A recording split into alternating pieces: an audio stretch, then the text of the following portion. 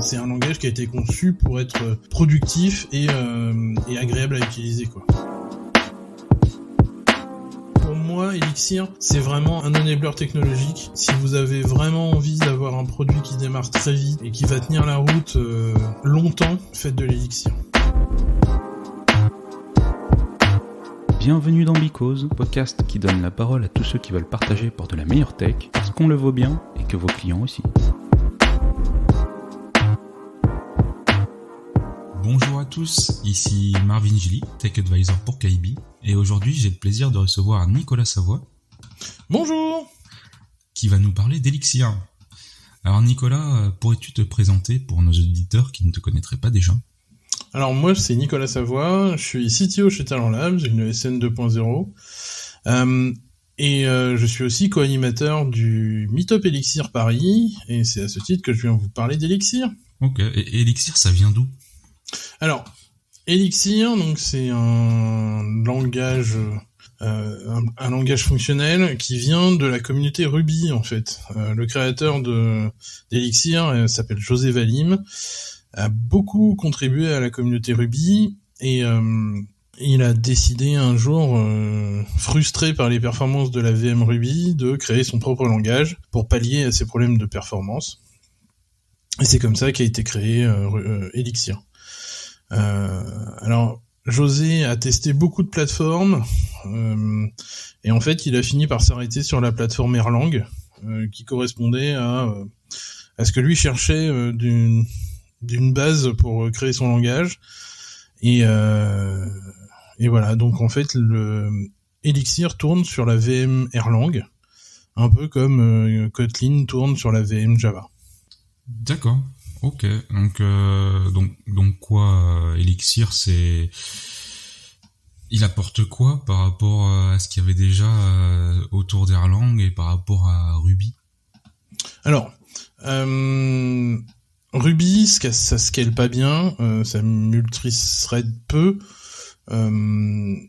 Erlang, le langage, on va pas se mentir, le langage est assez dégueulasse. Ça vient de Prolog. Écrire du Prolog, c'est pas très rigolo. Écrire de l'Erlang, c'est pas très rigolo. Et en fait, donc Elixir, ça apporte une syntaxe à la Ruby sur la VM Erlang. Et ça a aussi apporté beaucoup de tooling qui manquait en fait à la VM Erlang. Quand José est arrivé sur la VM Erlang, il a dit « J'ai adoré tout ce que j'y ai vu, j'ai détesté tout ce que je n'y ai pas vu ». Donc il manquait beaucoup de tooling, il manquait un framework web qui tient la route et qui est agréable à utiliser. Il manquait un ORM, voilà, il manquait plein de choses. Et c'est ce que la communauté Elixir a apporté à l'écosystème Erlang. Ok, et selon toi, pourquoi en tant que développeur on devrait se tourner vers du Elixir ? Parce que c'est bien, c'est le meilleur langage de la Terre, bien évidemment. Bon, allez, encore. En descendant un petit peu plus en détail. Pourquoi Elixir ? Parce que alors ça hérite de Ruby. Ruby, c'est un langage qui était extrêmement agréable à écrire et à lire. Elixir, ça reprend exactement la même chose.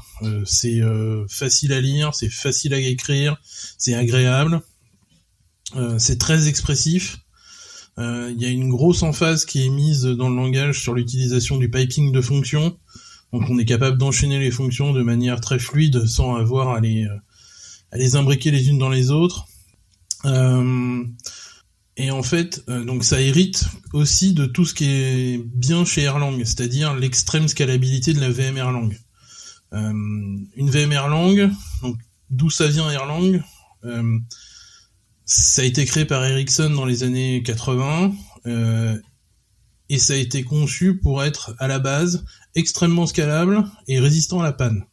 C'était inventé pour remplacer les opérateurs téléphoniques mécaniques. Et donc, ça a été pensé que pour être scalable et fault tolérante. Donc, Elixir hérite de ça, et le fait qu'il soit extrêmement scalable, ça fait que on a des problèmes de perf quand on a les moyens de les régler. Une VM Elixir, ça tient 1 million de connexions concurrentes. Ils ont fait ça sur une machine qui était même pas complètement délirante, hein, il y avait 32 cœurs, et en fait ils ont ouvert 1 million de WebSockets sur le web serveur d'Elixir là qui s'appelle Phoenix, et ça tenait 1 million de connexions concurrentes. Donc ce qui fait que si on est une start-up et qu'on a envie de démarrer un nouveau produit, on va arriver avec très vite des performances qui sont très bonnes, et on commencera à avoir des vrais problèmes de performance quand on aura trouvé le succès, quoi. D'accord, oui, c'est très scalable, mais en fait, la vraie force, oui, c'est ça, c'est sur le démarrage, en fait. Tu te poses pas trop de questions sur la scalabilité jusqu'à un certain point. Voilà, c'est ça. On est très vite, enfin, on n'est pas du tout contraint par la scalabilité. À un moment, ça finira par poser des problèmes, mais ce sera le moment où on aura rencontré le succès, on aura beaucoup d'utilisateurs sur la plateforme, donc les moyens de régler nos problèmes. D'accord. Et la scalabilité, est-ce que elle a un rapport avec le paradigme de programmation Ouais, ça, alors, la VM Erlang, c'est une VM qui est scalable parce que elle utilise ce qu'on appelle des acteurs. On y reviendra un petit peu plus tard. Mais oui, en fait, la scalabilité vient de là. On vient vraiment de la construction intrinsèque de la VM Erlang et qui est complètement reprise dans Elixir. Mais du coup, au niveau, alors là, c'est quand même très introductif. Moi, je connais pas trop bien. Je viens plutôt du monde Java où on fait de la programmation orientée objet. Là, c'est quel type de programmation qu'on fait avec du Elixir? Alors, Elixir et Erlang sont des langages fonctionnels. Donc, on n'a pas d'état. On a clairement un pattern fonctionnel. Alors, on n'est pas sur un langage fortement typé. Ce qui fait qu'en fait, c'est assez simple de commencer à rentrer dans les paradigmes fonctionnels et pour un débutant. Moi, c'est comme ça que j'ai découvert Elixir. C'est en cherchant un langage de programmation fonctionnelle qui soit facile à comprendre. J'ai cherché, j'ai testé Haskell, OCaml, tous ces langages-là, et où moi, finalement, le côté fortement typé, en plus du paradigme fonctionnel, était trop pour moi. Et c'est comme ça que je suis tombé sur Elixir, et où j'y suis resté, en fait. Ça demande de se discipliner un petit peu plus, du coup, quand on code.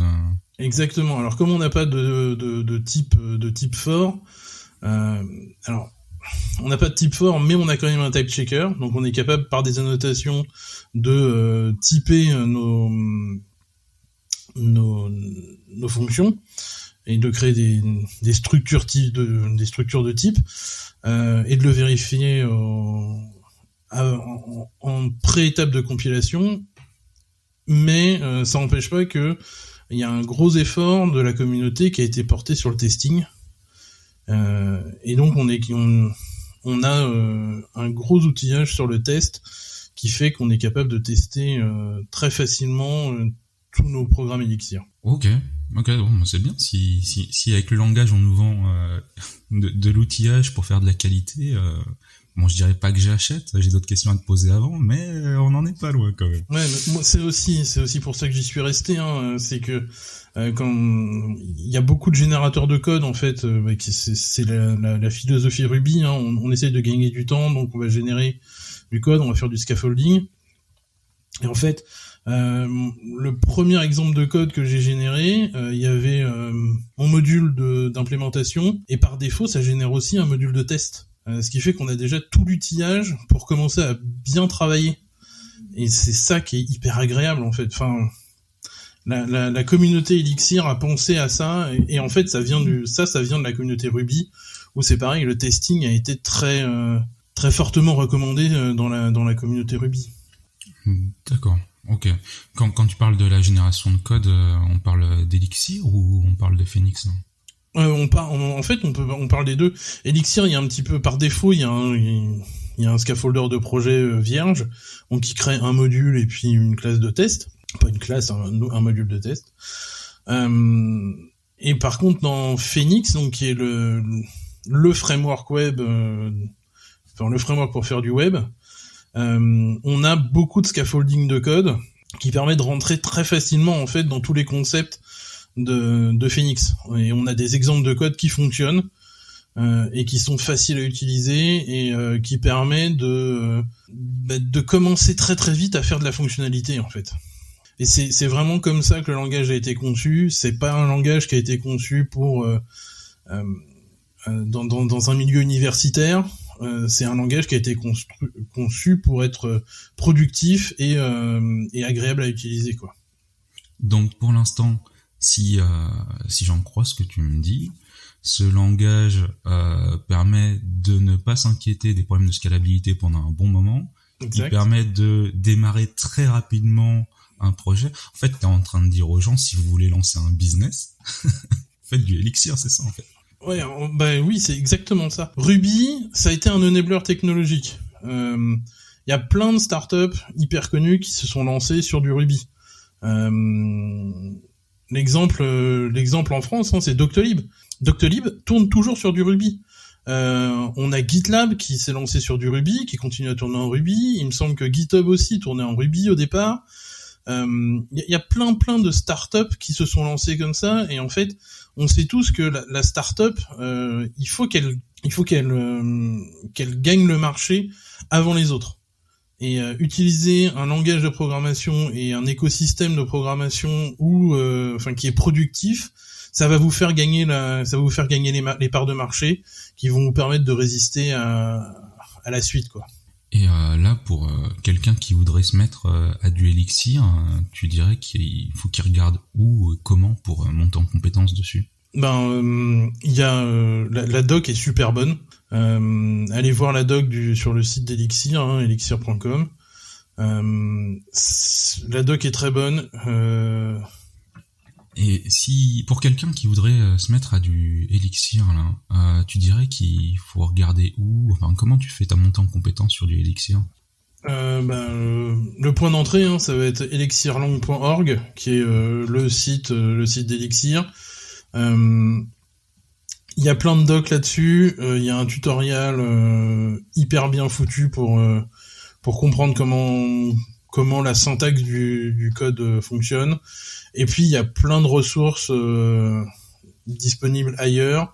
Il y a une super série de vidéos qui détaillent des points assez précis du langage. Il y a le forum qui s'appelle elixirforum.com où il y a plein de questions dessus. Forcément sur Stack Overflow, il y a des questions et il y a des réponses. José Valim a beaucoup œuvré sur Stack Overflow au début où il était extrêmement présent. Et c'était génial d'avoir, tu poses une question et 2 minutes plus tard, t'as le créateur du langage qui répond sur Stack Overflow. Ça, c'est assez marrant.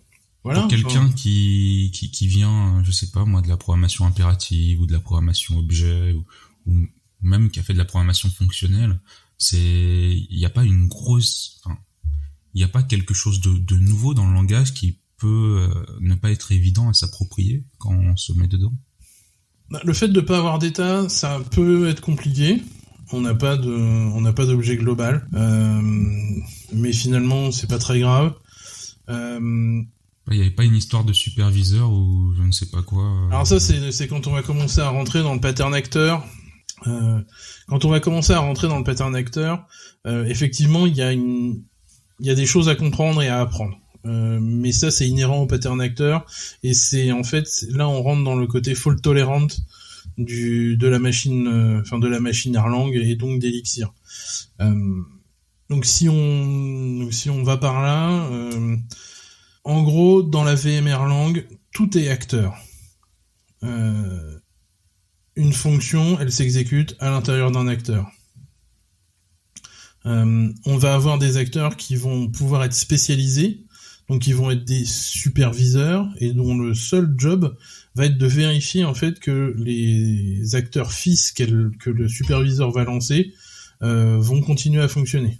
Donc on va définir une politique de redémarrage, soit on redémarre un pour un, soit on redémarre l'ensemble. S'il y en a un qui tombe, on va redémarrer l'ensemble des acteurs. Ça c'est utile quand en fait on a des acteurs qui s'enchaînent les uns dans les autres en fait, où le job du premier va être l'input du job du deuxième job qui est l'input, voilà.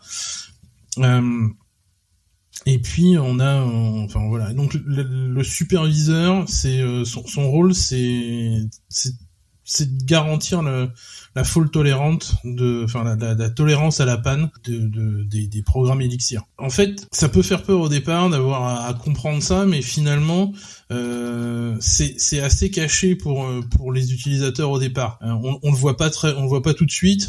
Ça va rentrer. On va être obligé de s'en servir plus tard quand on va vouloir construire nous-mêmes des librairies, quand on va vouloir faire des programmes qui tombent jamais. Si on s'arrête à vouloir, si on commence par faire de la programmation web, ce qui est en général par là où on va commencer, on n'a pas du tout besoin d'utiliser les acteurs, on les verra pas, ils sont derrière parce que tout Phoenix est construit sur un modèle acteur, et en fait on se rend pas compte qu'on est en train de manipuler des acteurs. Okay, mais du coup le superviseur fait en sorte de relancer des acteurs au besoin. Ouais. Mais du coup est-ce que ça arrive souvent que les acteurs crashent? Pourquoi est-ce qu'ils crashent? Est-ce que ça a pas un lien avec la philosophie qu'on a dans la façon de les coder, ces acteurs? Si. En fait, quand on fait de l'Erlang, il y a une philosophie qui s'appelle Let It Crash. Et donc la philosophie, c'est de dire, on va tester le cas passant, on va tester et on va laisser en fait les acteurs tomber s'il y a des comportements qu'on n'avait pas prévus. Donc le rôle du développeur là-dedans et la philosophie, c'est de décrire son cas passant, et tout ce qui n'est pas du cas passant, de le laisser cracher et de faire confiance au superviseur pour redémarrer ses process. Ça peut faire peur quand on vient de la programmation orientée objet ou tout ça, mais finalement, ça se fait très bien dans la VM Erlang, et c'est comme ça que ça fonctionne. On n'a plus à se poser trop les questions de sanitiser ces inputs. On va les décrire avec du pattern matching, on va décrire les inputs avec du pattern matching, et une fois qu'ils sont décrits, si la VM arrive à pattern matcher les paramètres de cette fonction, ça va rentrer, et puis ça va être exécuté de la manière dont on s'attendait à l'exécuter. Si on n'arrive pas à pattern matcher les inputs, on laisse crasher l'acteur, et on sait que le superviseur va le redémarrer. Il va pas le rappeler avec les mêmes inputs? Non, mais là c'est charge au framework web de renvoyer une 500 à l'utilisateur, quoi. Ok. Bon, je vois que tu veux parler de framework web et ça fait 2-3 fois qu'on l'évoque depuis tout à l'heure, donc je pense que c'est le moment d'en parler, non? Ouais, voilà. Parlons de Phoenix. Donc Phoenix, c'est le framework web. Donc il a été codé en même temps en fait que Elixir.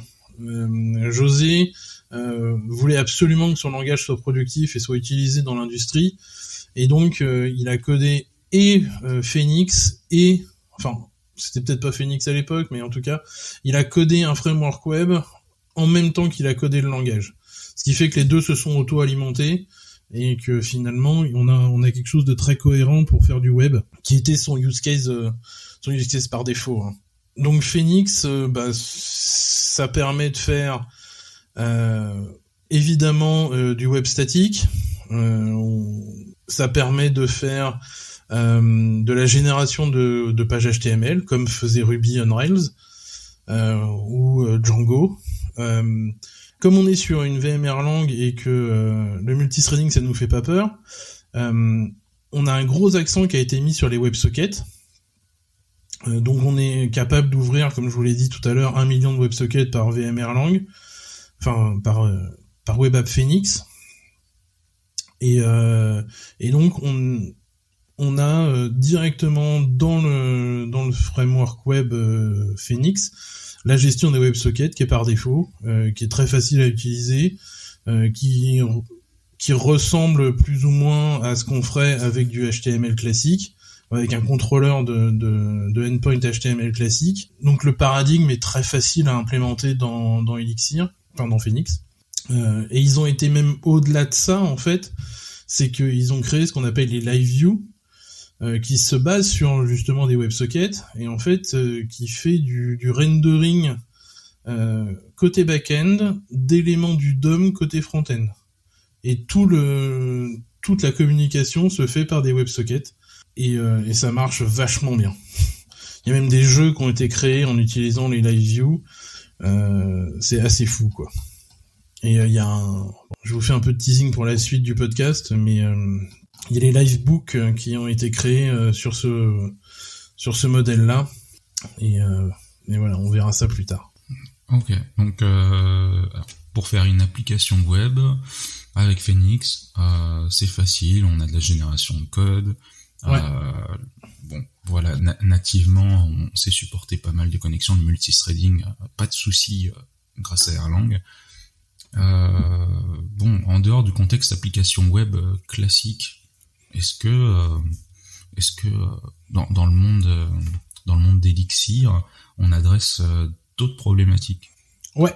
Alors très vite en fait dans le développement dans l'écosystème Elixir, il y a un framework d'IoT qui a été monté, qui s'appelle Nerves, dont la target est clairement les Raspberry Pi ou les BeagleBone. On n'adresse pas les Arduino, tout simplement parce qu'en fait, il faut que on ait un OS qui fasse tourner la VM Erlang. La VM Erlang, elle a besoin d'un OS pour tourner, donc d'un petit Linux. Et en fait, donc ça marche très bien avec sur des Raspberry Pi. Là où Nerves est très fort, c'est que ils ont adressé le problème de mise à jour en fait de ton application sur ton Raspberry Pi.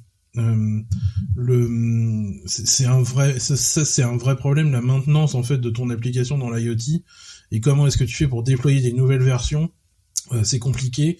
Et en fait avec Nerves ils ont résolu ce problème-là, et pour l'avoir utilisé ça marche vachement bien.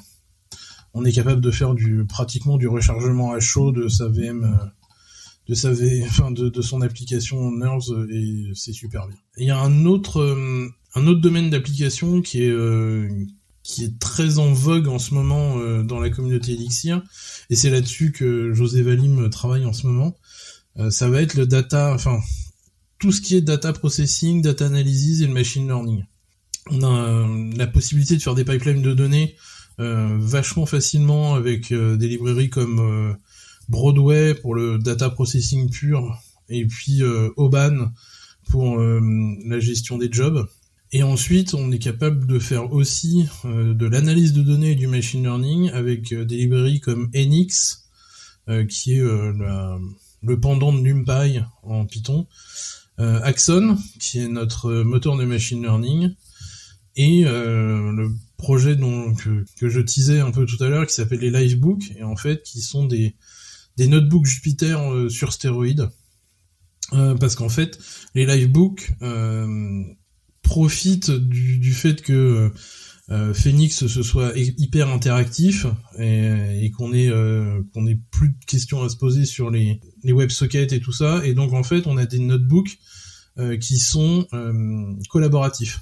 Donc on se retrouve comme dans Google Doc, à être plusieurs, à pouvoir mettre à jour son notebook, et à faire tourner des petits morceaux de code sur une VM Elixir qui render les livebooks, quoi. Et les notebooks, du coup, c'est quoi? Ça fait partie de l'IDE qu'on préconise pour faire du Elixir, ou? Alors non, pour faire de l'Elixir, l'IDE classique, ça va être soit son Vim, soit son VS Code. Il y a aussi un plugin IntelliJ qui marche très bien. Donc là, on reste classiquement dans les IDE classiques. Mais les livebooks, ça va être un endroit collaboratif pour faire de l'Elixir. Donc ça s'applique bien pour faire des katas. Nous, on s'en sert toutes les semaines pour faire des katas. Et ça s'applique aussi pour la même utilisation que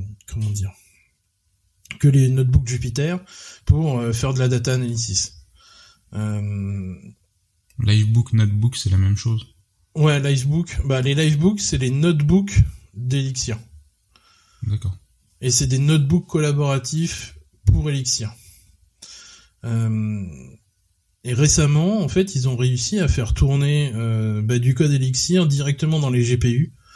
donc dans les GPU Nvidia à travers je sais plus quel produit, mais en tout cas ça y est, on fait tourner du code Elixir directement dans les GPU, ce qui fait que ça accélère énormément les temps de calcul des moteurs de machine learning. Puisque tu me parles de GPU, d'un point de vue compilation, ça se passe comment pour du code Elixir?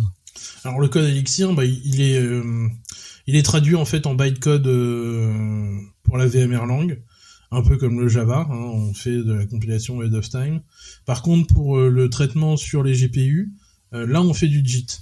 Là c'est du JIT qui est fait, mais spécifiquement pour le GPU.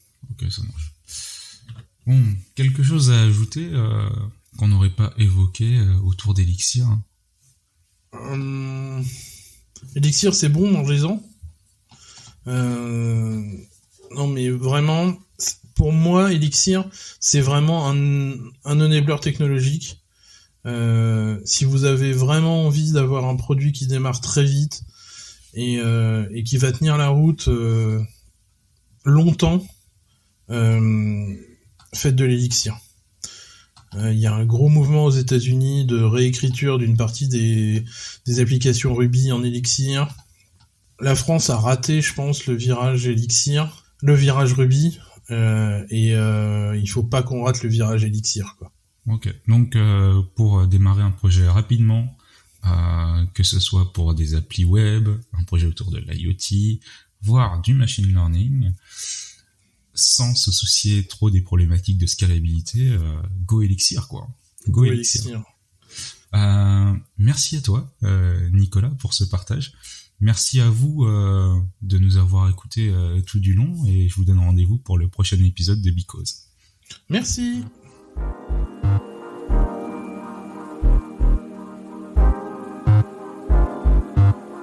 Le podcast est maintenant terminé. Merci de l'avoir écouté.